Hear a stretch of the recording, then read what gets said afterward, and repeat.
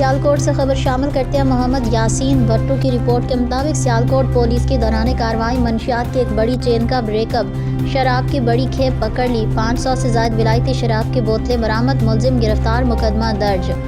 ترجمان پولیس کے مطابق district police officer Sialkot Faisal Shahzad کی خصوصی ہدایات پر سیالکوٹ پولیس کا موت کے سوداگر منشیات فروشوں کے خلاف بڑے پیمانے پر کریک ڈاؤن جاری ہے، جو اس سلسلے میں ایس ایچ او تھانہ صدر سیالکوٹ انسپکٹر میاں عبدالرزاق ماہ، سب انسپکٹر محمد یاسر نے ٹیم کے ہمراہ ہیومن ریسورس اور انٹیلیجنس بیس کارروائی کے دوران منشیات کی ایک بڑی چین کا بریک اپ کرتے ہوئے ملزم مبشر ولد پرویز سکنہ رنگ پور کے قبضے سے شراب کی بڑی کھیپ 502 عدد ولایتی شراب کی بوتلیں برآمد کر کے گرفتار کیا۔